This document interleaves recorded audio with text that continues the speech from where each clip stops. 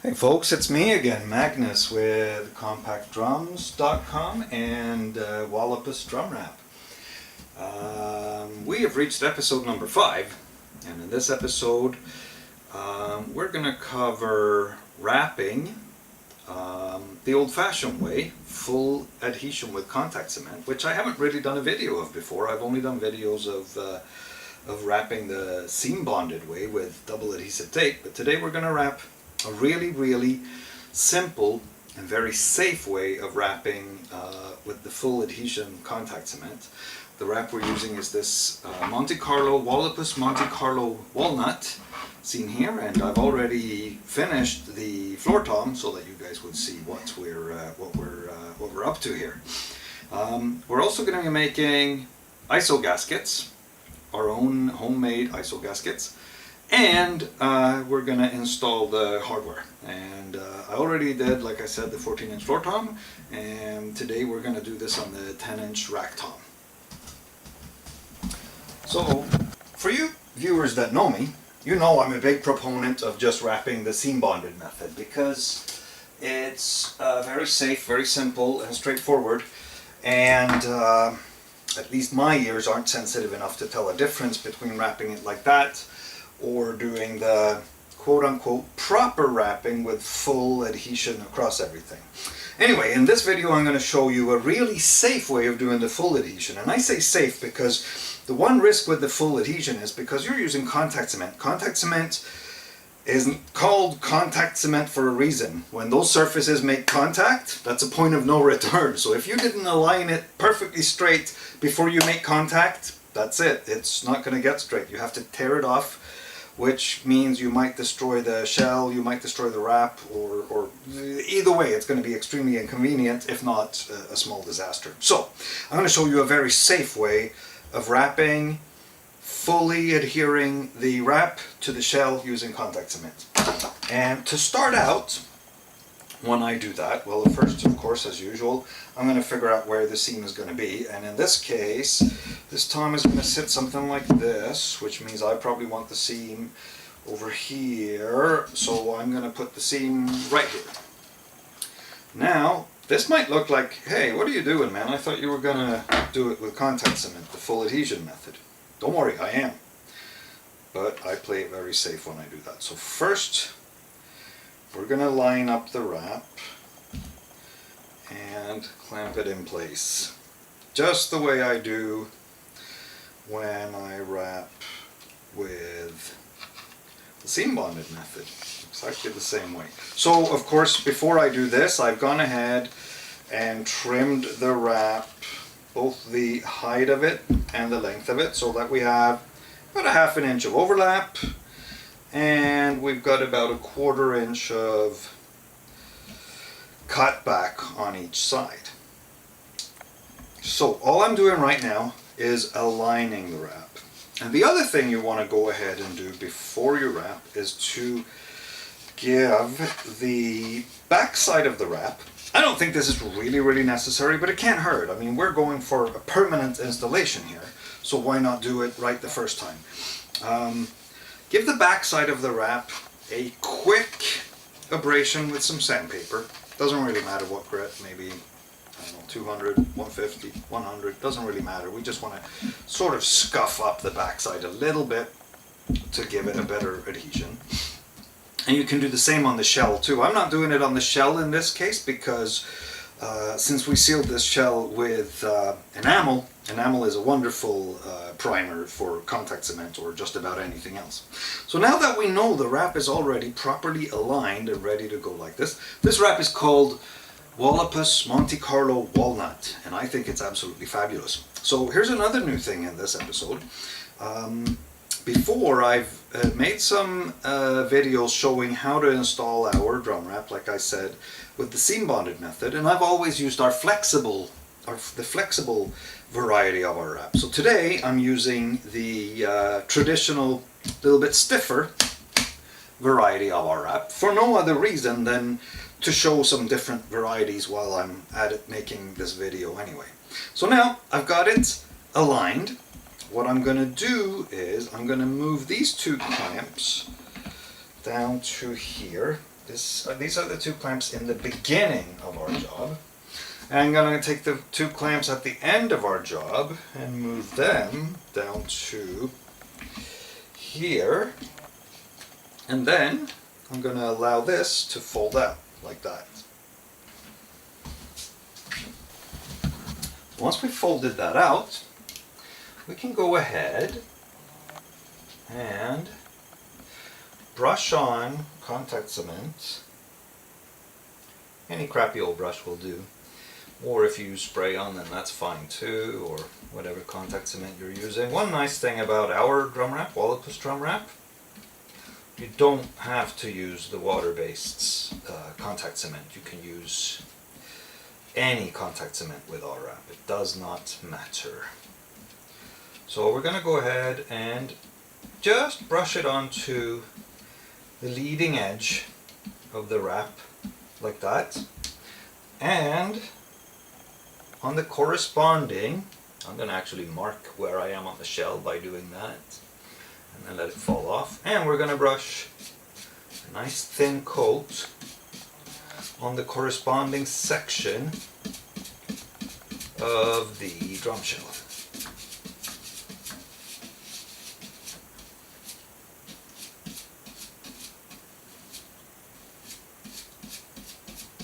And then, depending on your contact cement, follow the instructions on your particular contact cement. This one says about 20 minutes. We're going to let it dry for about 20 minutes. So this dab of contact cement is just about dried, which means we're ready to adhere the first part. So you're probably getting what I mean by the safe way now, that I've already aligned everything. We're not taking any risk of adhering the contact cement to itself with the wrap out of alignment. So that is the whole meaning when I say the safe way, and that's what I mean by the safe way. So I like to do this actually. I like to put it down like that and push down on the inside of the drum shell and sort of roll that wrap on really nice and tight onto the shell. Something like that. Not bad. And then we're going to move these clamps up. They are now just going to aid in keeping this position while that contact cement cures. You know how contact cement grabs right away? And it does. It grabs really, really solidly with very little time. Just by touching itself, bam, it grabs. But it actually, little known fact, maybe boring fact, little known fact, it takes many hours before it cures. Just because it's grabbed doesn't mean that it's cured, but that's, you know, just a little bit of trivia. So with that done, we're just going to go ahead and brush on the contact cement on the rest of the wrap.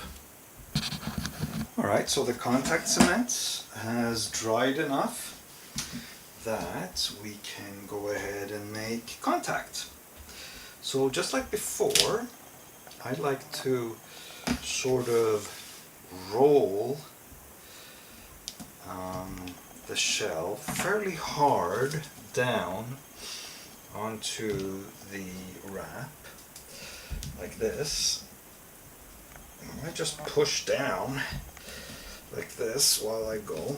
And what I forgot to mention is when you're brushing on the contact cement on the wrap and the shell, you also need to put a little dab right here on the outside of the leading edge on the wrap, so that the trailing edge has something to, well, my fingers are getting very, very sticky from contact cement. That happens.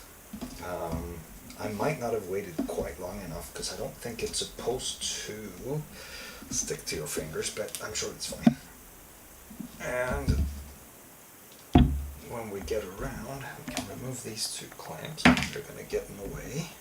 And I'm just going to keep pushing down on the inside of the shell like this, like that. And there we have it. All wrapped up, all safe, perfectly aligned. All right. Next, we're going to make some do-it-yourself isolation gaskets. Okay, took me a while to get the contact cement off my hands, but that's done. Now we're going to make do-it-yourself isolation gaskets. There's a fair bit of debate as to the merits of ISO gaskets. Of course, the marketing message is that they isolate the resonance of the drum shell from the metal parts so as to not introduce resonance of the metal parts, which of course are not going to have the same kind of sound as the shell. Yeah, sounds good. I buy that. At least I did until speaking to some people that are much more knowledgeable and more experienced in drums than I am. And you can see another side of it. A lot of the merits of the isolation gasket is actually so that the manufacturer can make one style of lug with one radius, and the ISO gasket makes up one radius, and the ISO gasket makes up for the difference in radius. You know what? That's a benefit to us do-it-yourselfers as well. To be honest, when I listen to a drum with or without ISO gaskets, do I hear a difference? Nah. I like the way they look.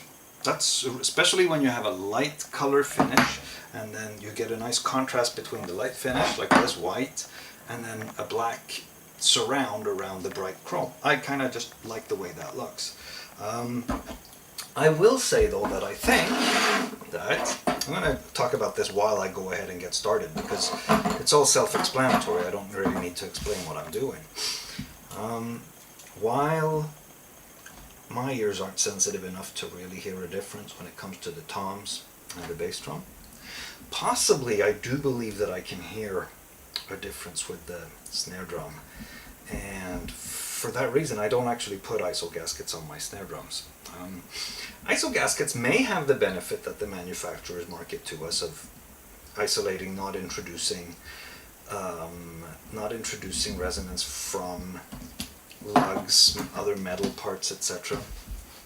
But in doing so, it means that that resonance is absorbed in the ISO gasket. And absorbed meaning it's lost. You get less resonation in total by introducing the ISO gasket because it not only isolates, it isolates by absorbing. And when it comes to the snare drum, that is not something that I want. And one of the things I might be able to notice with ISO gaskets is that it reduces overtones, liveliness, you might say. And with snare drums, I like overtones, I like liveliness, I like a complex mix of twangy sounds. But that's not necessarily the case with my toms and my bass drum. So sometimes I put ISO gaskets on toms and bass drums, but not always. But a lot of times I do, but never on my snare drums. I have no problem with overtones, erratic extra resonance, and I certainly don't want any of the resonance absorbed by a gasket. I want as much resonance as possible. So depending on what sound you're after, if you're the kind of guy that puts duct tape or anything else on your heads, then you would probably be a fan of ISO gaskets on those drums. If you're the kind of guy that removes as much as possible from your shells, you want that musical resonance, you don't put any extra dampening of any kind on your drum shells, then you're probably not going to want to put ISO gaskets on your drums. It's that simple. So there you go, that's how easy it is to make the ISO gaskets. This stuff is intended for lining drawers in tool chests. So it's intended to keep the tools from rattling around every time you close and open a drawer. It's perfect for making ISO gaskets, but you can also use craft foam. You can use inner tube, tire inner tubes. There's a lot of things you can use to make ISO gaskets out of. Use your imagination. And hey, they don't have to be black. Maybe with a darker wrap like we're doing on these drums, maybe something not so black would have been better. Yellow, I don't know, red. Try something else. There we go, that's ISO gaskets. I'll be back momentarily to install some hardware. Alright, no more lazing around, it's time to get to work installing some hardware. What we're going to do is we're going to put some lugs on this nice drum shell. I'm just going to start right here. So, I usually recommend using a drill and drilling out the holes in the wrap from the inside with a drill bit exactly the same size as the hole in the wood. Even if these posts on the lugs are smaller than the holes in your drum shell, you have to make the holes in the wrap as big as the holes in the drum shell to make sure that these posts don't push against the wrap when you're tightening the tension rods, because then you're going to get a big ugly bulge on the wrap. Because this is a 10-inch tom, I don't have a drill small enough that it'll fit in here, so I'm going to show you a different method that works as well. But I do urge a lot of caution using this method, because if you slip, if you're sitting at a desk doing this and you slip, it's very easy to gouge yourself right in the thigh. Or right in the other hand, and it's also very easy to gouge just about anything else around you. So please, if you're going to do it the way I do it, take caution. So I start with making a little hole from the inside where it's easy to see, and then I push the blade in from the outside and just kind of wiggle my way around. Drum wrap is pretty tough, but if you've got a sharp blade on an X-Acto knife, it's not that hard to work your way around. And again, doing it with this method as well, it is very important to make sure that you make the hole in the wrap as big as the hole in the wood. Okay? That is very important. And then, so we just work our way around like this. Isn't this wrap beautiful? This is called Monte Carlo walnut. I really like this wood grain. It looks really classy. It's one of those choices that makes a cheap drum kit look expensive. You know what I mean? And then we'll grab a lug with one of our homemade ISO gaskets. And we're going to line that up with our holes. And then we get our screws. I like to kind of push the lug towards the bearing edge when I tighten the screws. I don't know if that makes a difference or not, but if there is some play between the posts on the lug and the holes in the shell, then you want to make sure that there's no play towards the bearing edge. You want all the play to be on towards the other side, because otherwise the lug is going to move when you tighten the tension rods. So you want to make sure you take up that play. Now when it comes to tightening lugs, I always say snug, but not too tight. With these particular Yamaha lugs, I'm not too concerned. But some lugs tend to be very easy to strip out the threads in these posts, or even, and it's not really uncommon unfortunately, even rip the posts right off the lug. It does happen more often than it should. So use a little bit of caution when you tighten the lugs. There's no point in tightening them super hard. Even if there is a bit of play on the top, no matter how hard you tighten these, when you tighten the tension rods, the lug is going to move towards the bearing edge. So there is really no point in tightening these harder than needed for the lug to stay flush against the shell. That's just only as hard as you need to tighten. We'll do this again. So I like to say a little bit beyond snug, and enough that it doesn't shake loose, of course. A little bit beyond snug towards tight, but not really like tight. Does that make any sense? One day I'll use a a torque wrench and do this, and I'll actually write down what torque I use, because I don't know what torque I use. You can also just pay attention when you remove the lugs from the shell to begin with. Just pay attention to how much force is required to get those screws to let go when you first get them to let go, and that'll give you a pretty good idea of how much force you need when you put them back. Alright, another lug going on.